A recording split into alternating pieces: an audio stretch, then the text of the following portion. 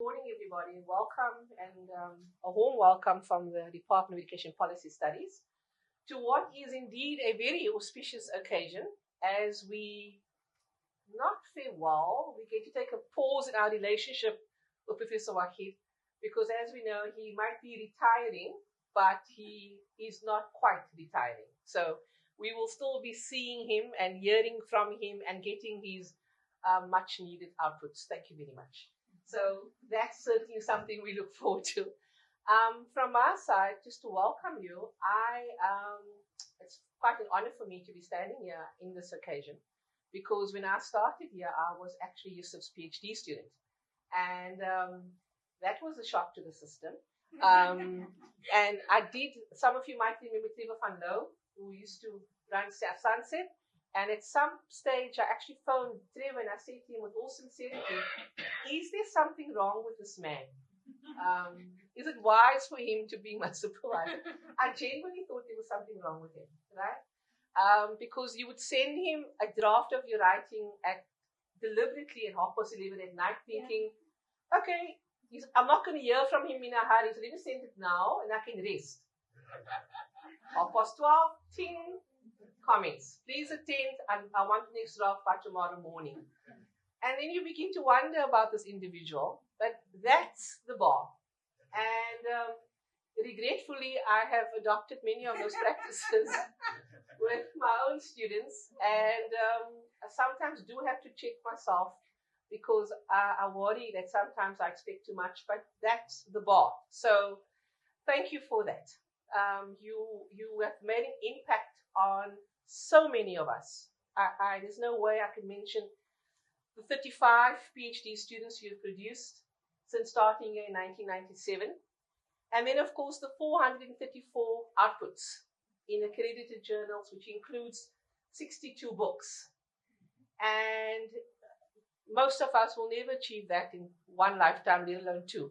So we are, in all of you, we are very aware that you bring an immense scholarly tradition to this department and this faculty, and we can only aspire to do justice to the tone and the expectations that you have set. And while I'm on numbers, it's nice to talk about somebody and say, well, he started in 1997 and he's, how old are you now? 65 years old and 35 PhD students. But Yusuf also has 8 grandchildren. And he does struggle to remember that he does that when he tells you how many he has. So yeah, it's wonderful to see that despite the exceptionally strong work ethic, you're also a very strong family person. And I know your kids are tremendously privileged to have you as their dad. So on that note, I'd like to welcome Mr. Madiba to also welcome you. And then we will look forward to hearing from you. Thank you so much.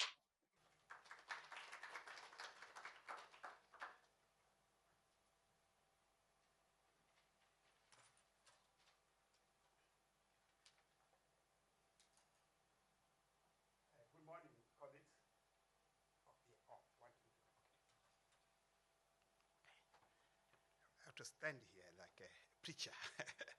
So, good morning, colleagues, and thank you very much, Professor Davis, for the introduction. And also, I just want to thank you for including me in the program to say a few words about Professor Waghid.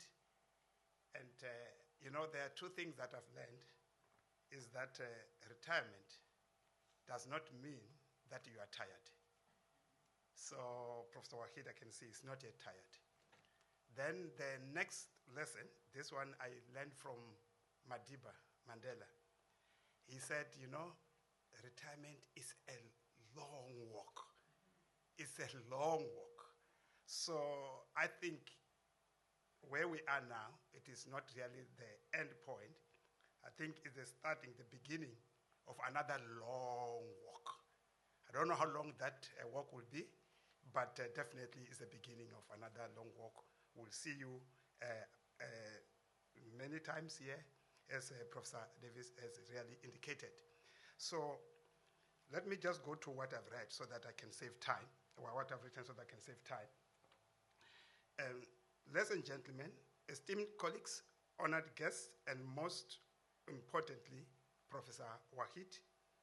Today, we gather here to celebrate not just the end of a distinguished career, but the legacy of a man whose impact on the field of education will resonate for generations to come.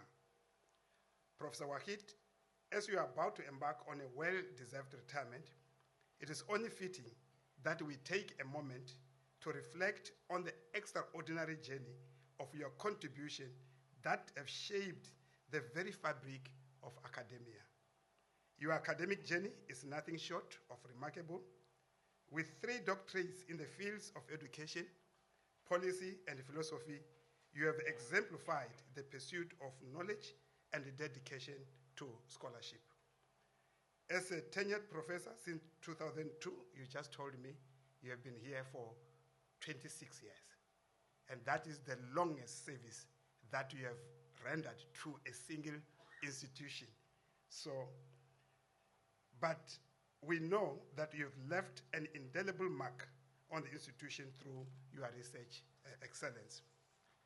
A prolific author, you have produced a staggering number of publications. I think Professor David just mentioned here, over 400 publications, including books, edited collections, and invited contributions. Your commitment to the development of future scholars is evident in the high number of PhD candidates you successfully guided to completion and the doctorates you examined. I think, again, Professor David have just mentioned the high number of volume of students that you have successfully supervised midnight at 12 o'clock, sending them. I'm lucky that I was not your student.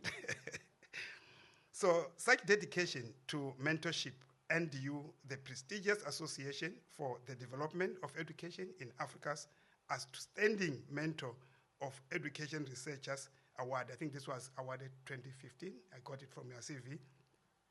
Throughout your tenure, you have taken on also leadership roles. You serve as chair of the Department of Education Policy Studies, but you also serve as a dean of the Faculty of Education. And now I think I can tell you what it means to be there.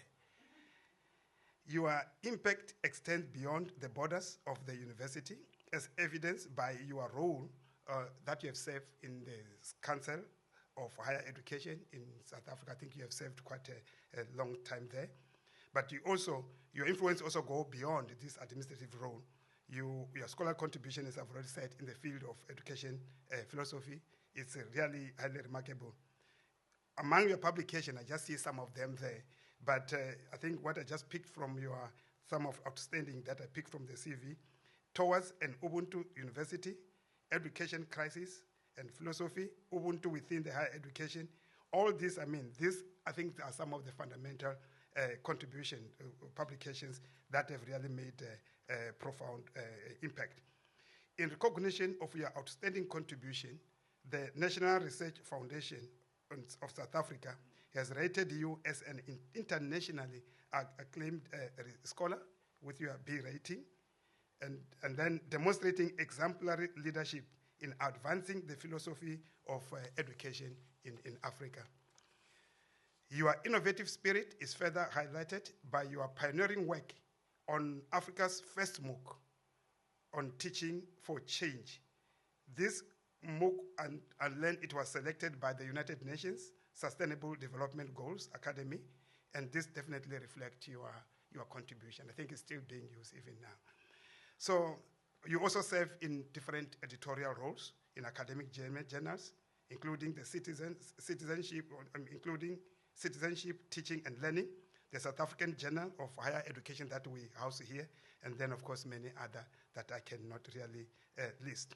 And then also you have collaboration work, with the UNESCO, the education project that you have collaborated in, Education for Flourishing and Flourishing in Education, which demonstrate your dedication to global educational initiative. So your research initiatives, including edited collections that I've said, and special issues and so on, all this really showcase your academic standing that we will definitely miss. But I hope definitely, as I said, you are retired, but you are not tired. So we still want to see more coming from you. So in conclusion, Professor Waghid, you can truly be described as an African philosopher of education whose work is centered on advancing democratic citizenship, cosmopolitan education. I'm just picking up these things from the CV. Your global citizenship in the pursuit of justice for all. Your epistemological approach, drawing on multiple traditions of thought, exemplifies a commitment to inclusivity and a holistic rethinking of education. I had some chat with Professor Waghid and, about the field, and we're just saying, I think we have a lot that we are producing here in the country, our own way, our own epistemologies that still need really to be brought to the world stage. So, colleagues, friends, as we bid farewell to distinguished career, let us express our deepest gratitude to Professor Yusef Waghid for his tireless dedication, transformative leadership, and unwavering commitment to the advancement of education. Professor Waghid, may your retirement be as fulfilling and countless and the countless lives you have touched and the legacy you leave behind. Congratulations, Professor Waghid, on an illustrious career, and may the next chapter of your journey be as inspiring as the one you leave behind. Thank you very much.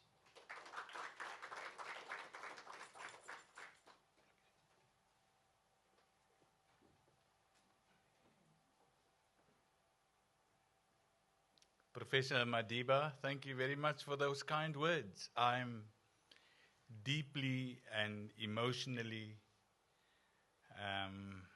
privileged to have heard so many beautiful poetic things from you.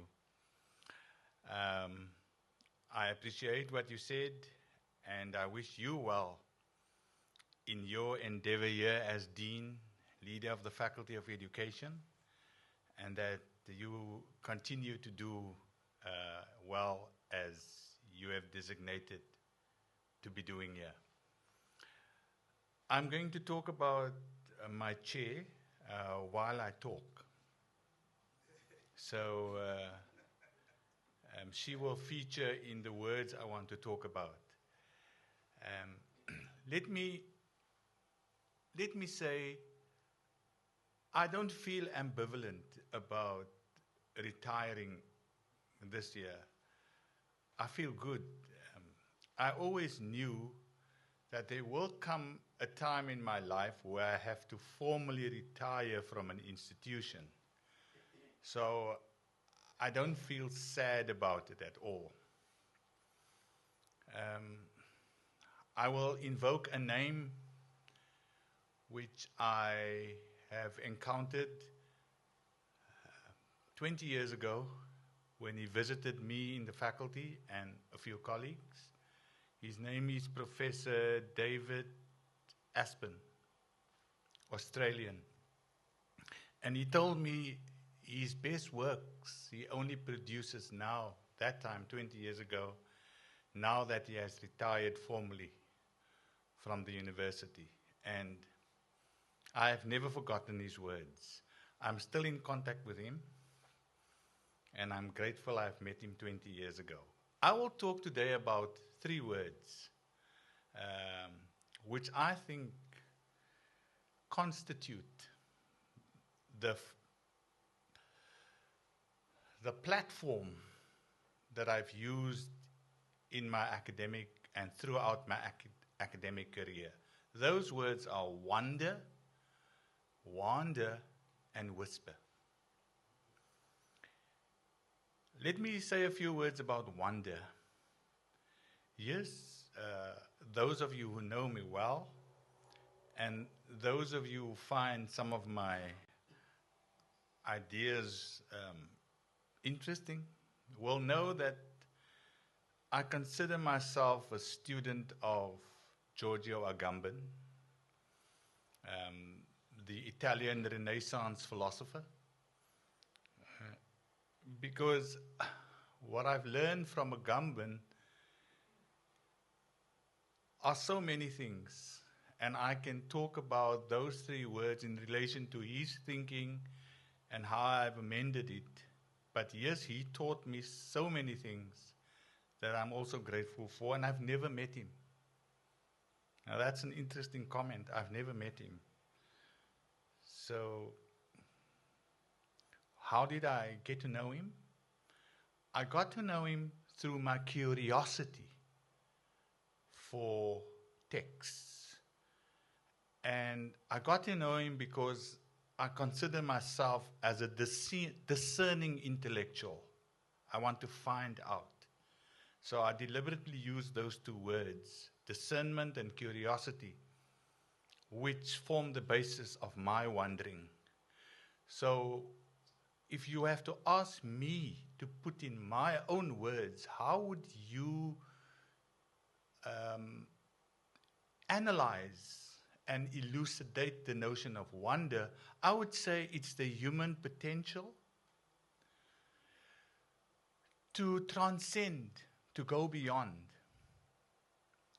what Kant spoke about as critical judgment. So you can see my unease with Kant already. For Kant, critical judgment is about finding reasons that are persuasive to convince somebody that this is the point. And those reasons might not always be as plausible as Kant would like us to believe. And for that reason, I have a dissatisfaction with the notion of critical judgment only, because you can manufacture and you can fabricate reasons and then sound so persuasive, and then those reasons do not hold water.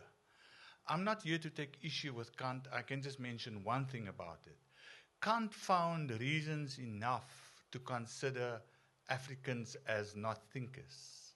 And that in itself tells me, if you use those reasons to denigrate humanity in that way, then you cannot consider those reasons as plausible. So that's the example. And in that sense, his argument for critical judgment does not hold water to that extent.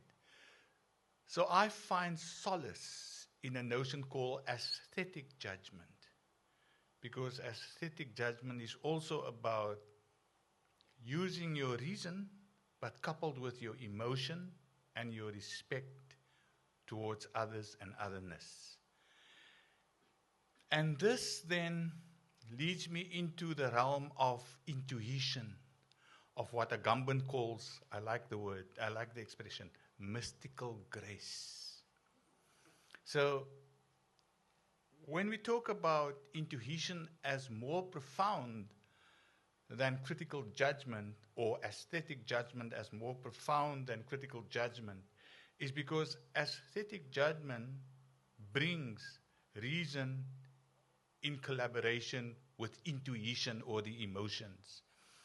I mean, it's a simple argument. You cannot wonder without intuitively thinking about things in the world. How would you become curious and discerning if there is no aesthetic judgment in your thinking? So, when one asks me, how does wonder help you? Wonder helps you because it transcends your human thinking capacity to go beyond the notions of reasons and justification. It goes beyond what Kant calls critical judgment. So that's the first part of my life here.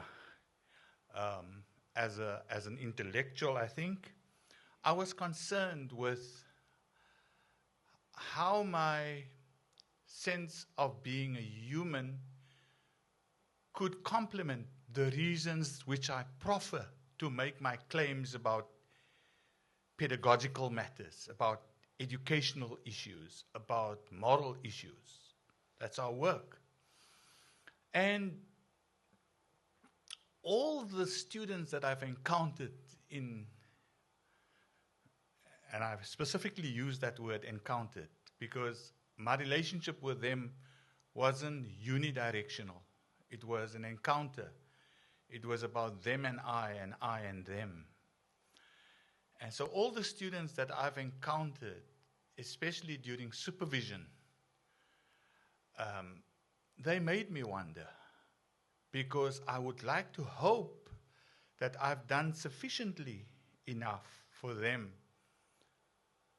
to wonder themselves.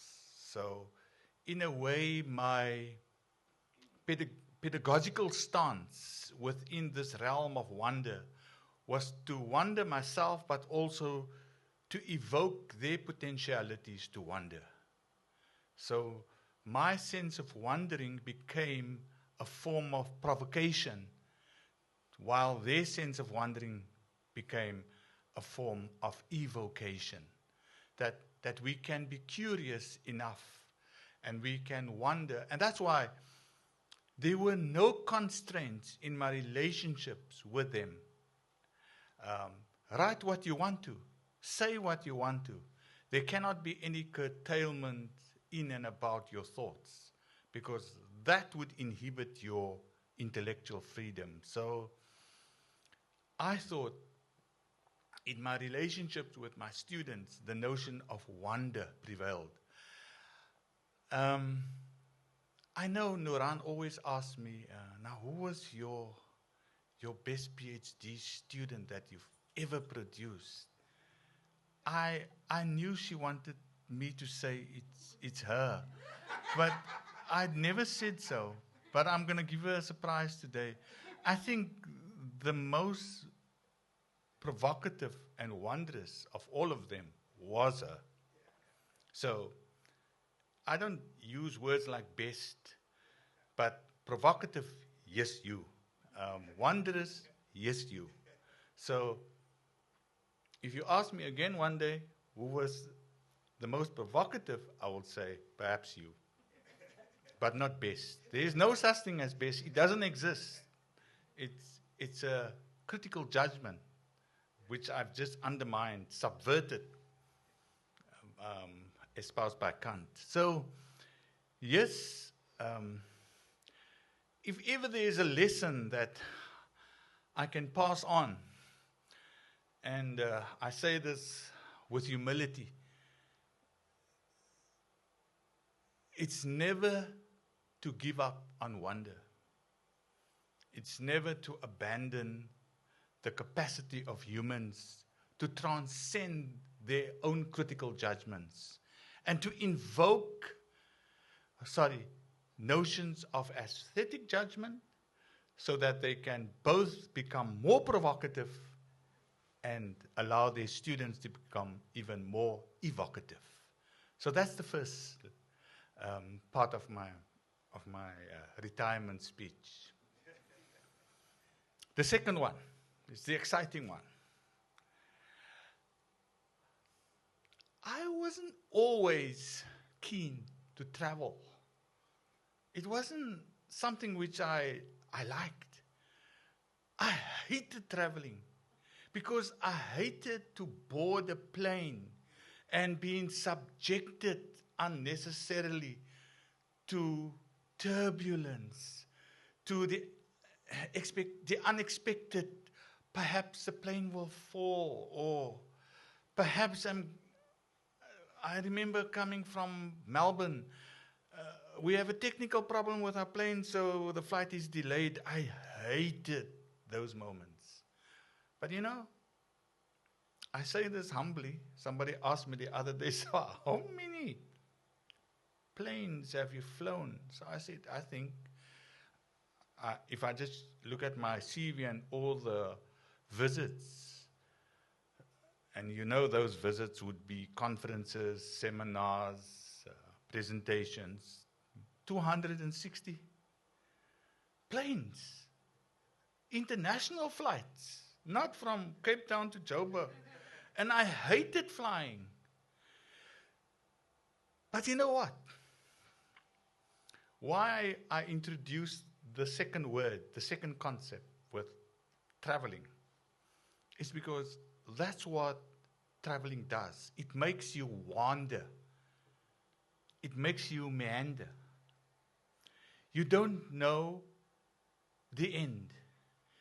You don't know where you have started. I might know the first flight I ever took was to Kuala Lumpur to do a fellowship after my PhD. And I think I was privileged to get onto a plane funded by the Ford Foundation at the time. That was a privilege. A lot of my initial reading started there, beyond the doctorate. So when I finished my PhD in 1995, I said, but I haven't started to read. And that's where my wandering began. After I finished that PhD, because the PhD is just devil's work. I say it's devil's work. You must get done with it. But it doesn't really, it contributes, but it doesn't enhance your intellectual growth. You want it so much, and if you get it, so what? So my wandering started when I finished that PhD, and I began to meander through the streets of Kuala Lumpur, city I love so much, and understood the culture there, enjoyed the foods there, and enjoyed the people. That's the word I'm coming to, people. So meandering then is what? Wandering then is what? Wandering is to traverse into the direction of the unknown, where the unexpected and impossibility might still be possible. And you don't need to start somewhere.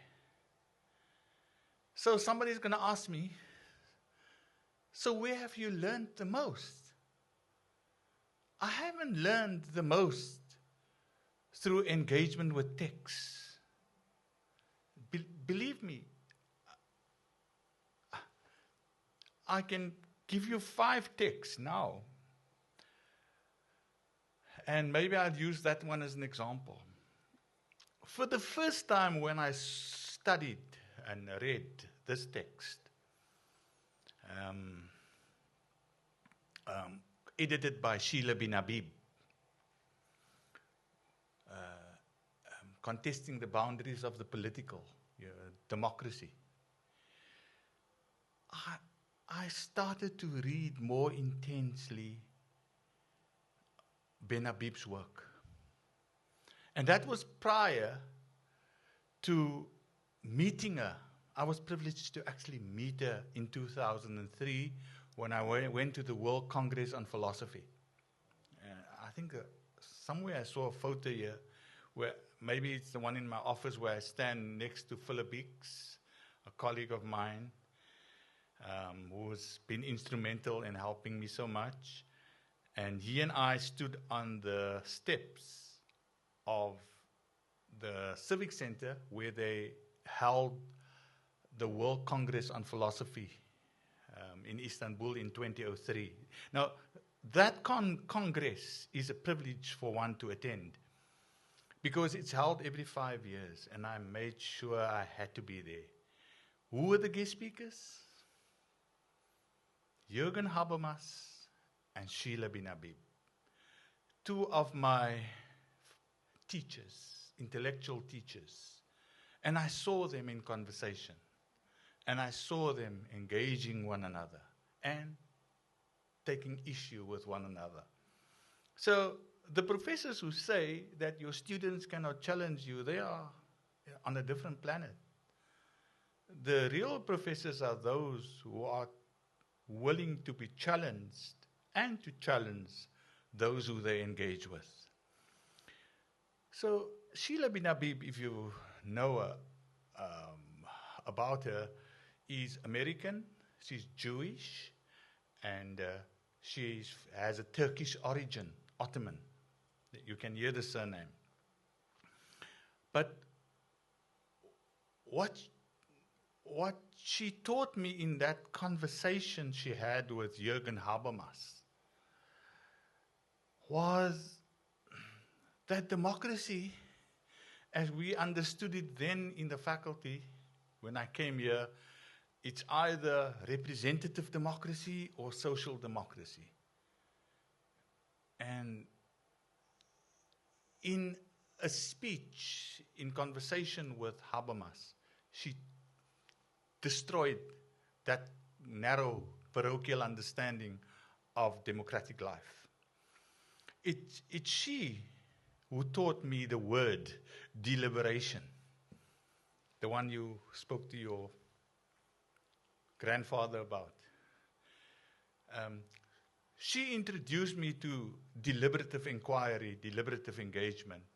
And yes, I am fascinated with her. I read her every word. I know about democratic thinking. Because this is what she taught me in that speech, in conversation with Habermas. He asked her, where is this ideal democracy you're talking about? You know what she replied? She said, what ideal democracy doesn't exist in the world? Do you mean India? How can you say India is an ideal democracy if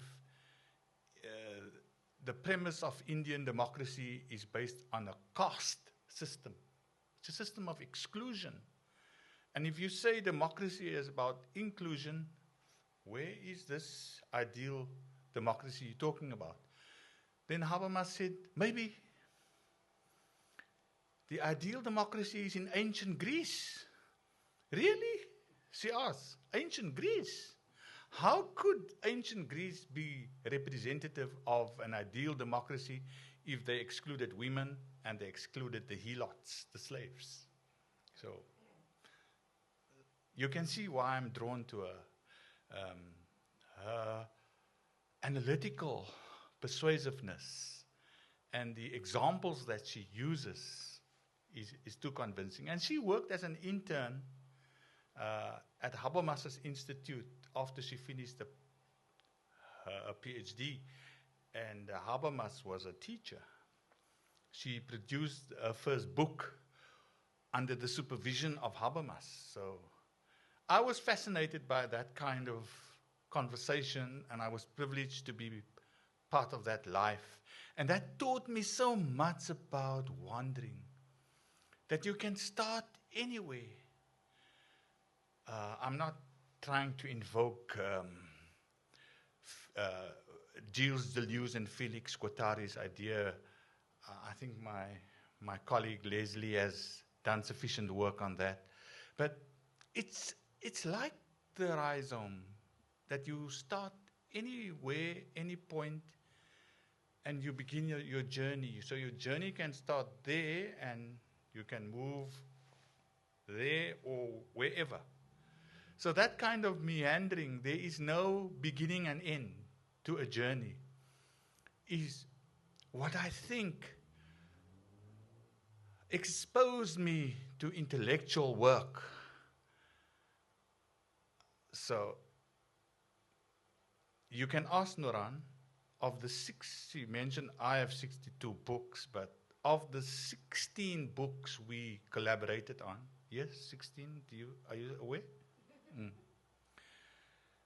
And many other works, you can ask her if I lie. Sometimes those books were conceptualized at an airport or in the streets of Washington while we walked from Nando's to a very isolated bookshop. By the way, in that bookshop in Washington, where we bumped into Chris and Leslie, I bought the Agamben book Nudity, and I never found it anywhere else. And that book became like Bible to me. I just read it and read it. You know how I read to you verses of community out of Agamben. Do you know the occasions? I read to Nuran. Look what Agamben says here and how he wrote his text. Produce a text like this. So it doesn't have to be voluminous text. And I always tell my students this paradox. Who was the philosopher of the previous century, I said.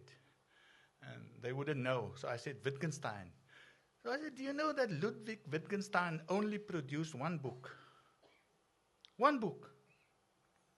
It's called Tractatus Logico Philosophicus, a treatise on logic and philosophy. He was supervised by Bertrand Russell, the philosopher, the analytic scholar. The second book, Philosophical Investigations, was published posthumously when he died. But he was then considered as the philosopher of the previous century. The previous century, Wittgenstein is considered as the philosopher of the previous century. Only produced one book and one publication posthumously. So, what is the obsession with publications? It's our system that requires us to produce points, scores, because our subsidy income is determined by the scores we generate. And that's a problem. We could have produced more incisive works if it weren't because of the financial system of funding allocation. So what do we do with that funding? I'm now taking a diatribe, a swipe at the funding. What do? We produce what Derrida calls technicians of learning, because it must be ready to be churned out. There's little thinking that goes in. I will agree that you can be productive and prolific with a lot of thinking that goes on in your text. But if it's robotic thinking, nothing going on in your text, then we shouldn't be doing it. So meandering brought me to the streets of Washington, where we had Nando's, or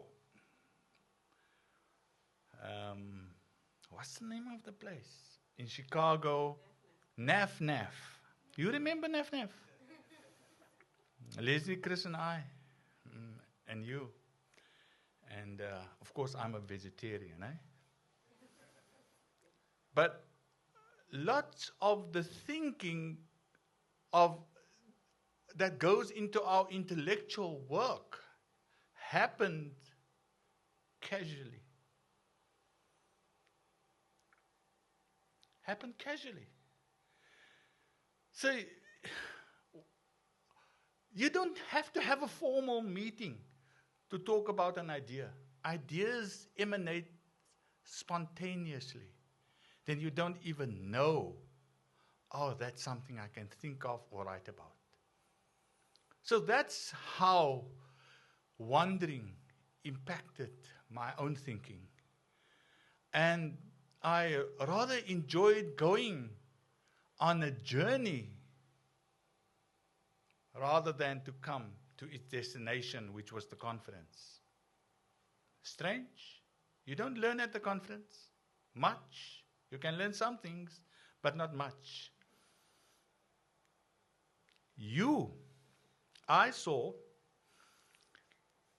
in New Orleans, in a club. Yeah. Where they were celebrating the conference. And you were actually on the dance floor.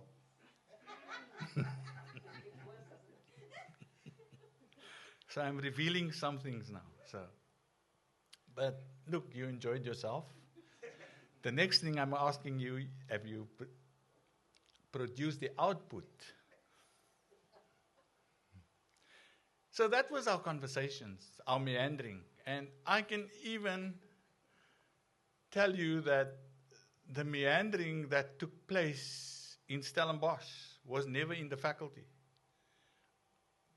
Our meandering took place at Hillcrest, De Soete, Julian's, Spier, Kirstenbosch, Franshoek.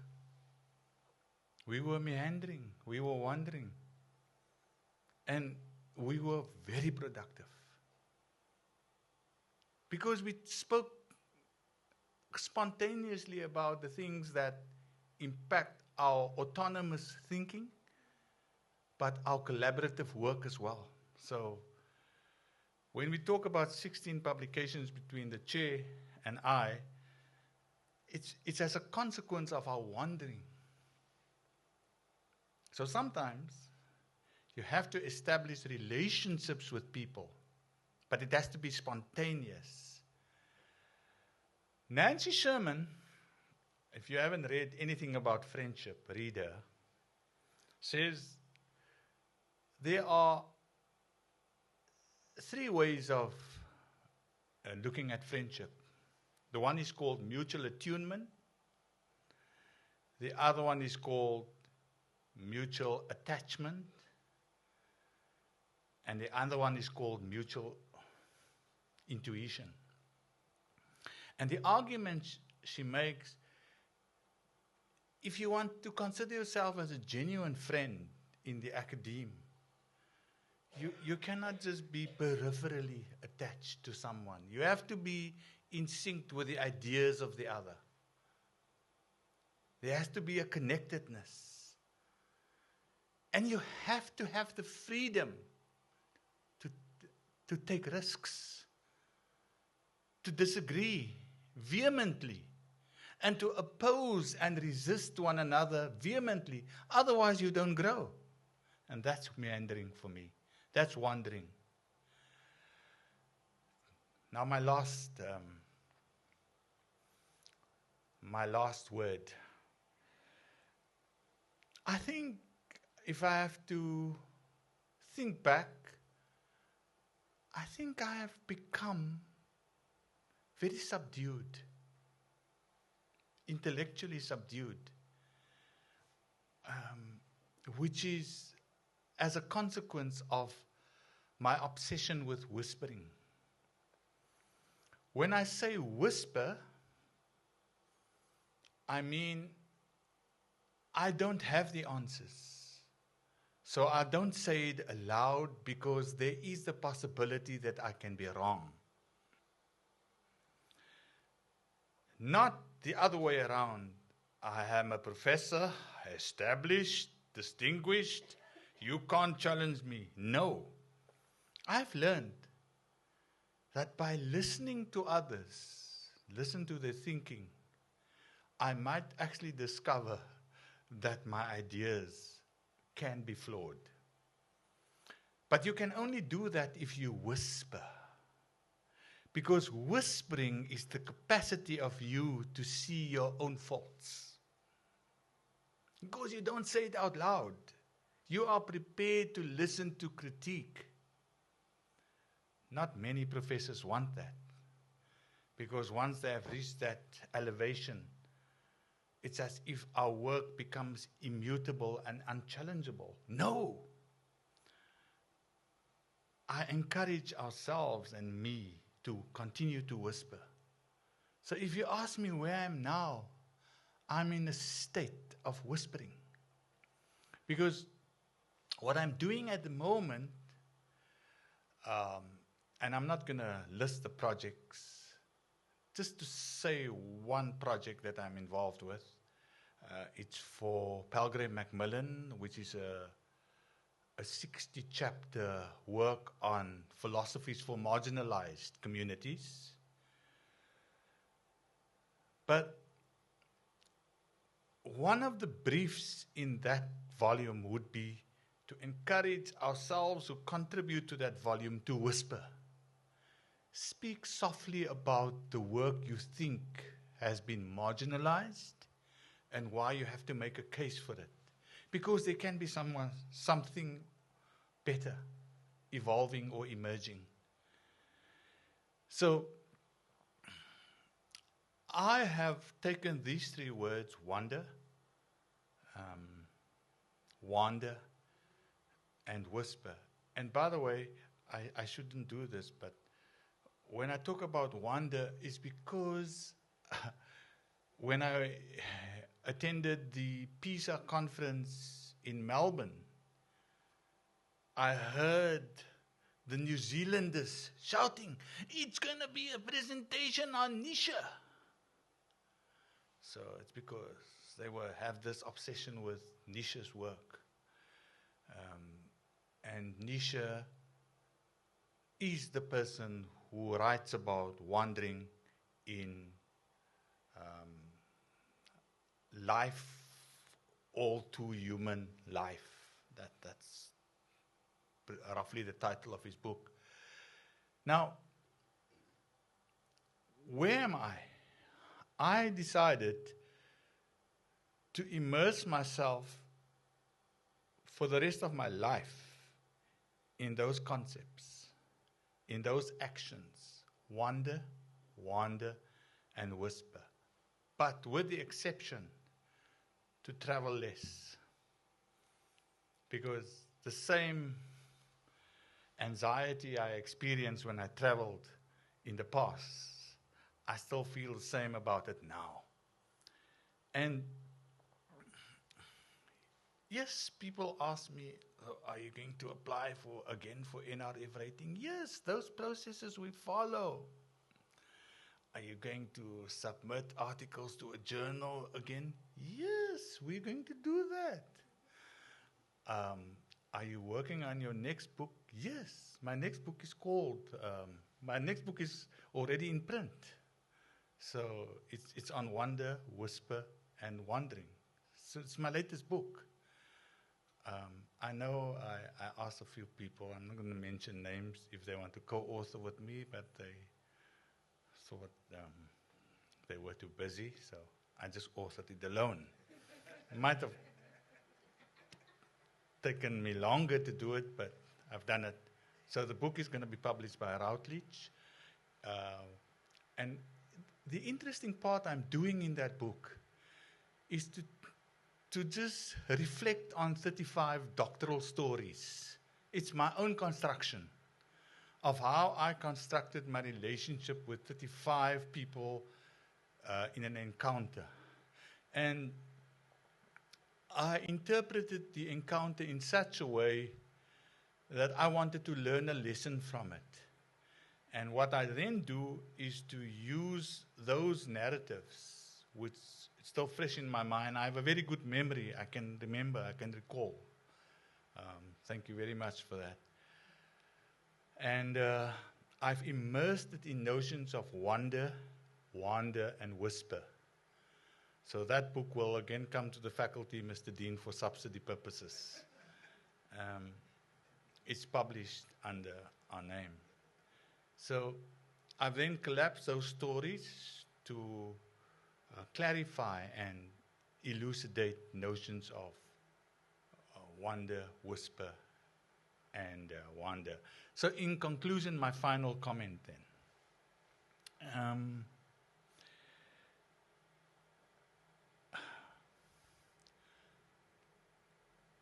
I think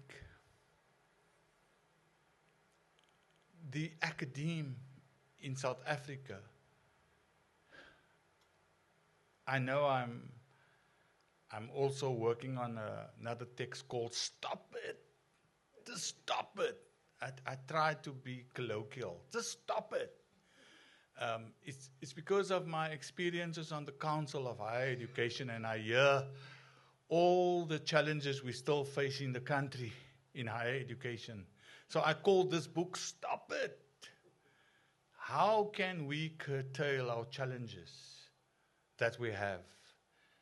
And if you ask me, also based on the doctoral report that came out on studies, doctoral studies, if you ask me what is wrong with higher education in the country, it's not because we don't have sufficient finances.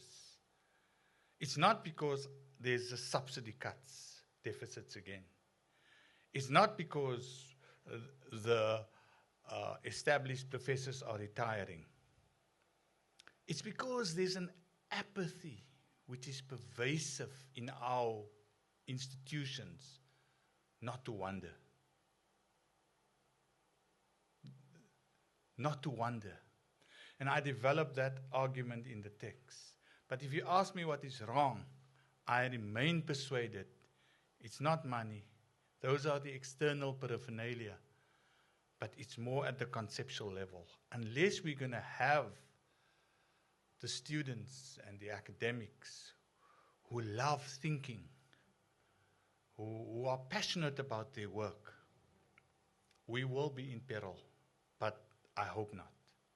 Thank you very much.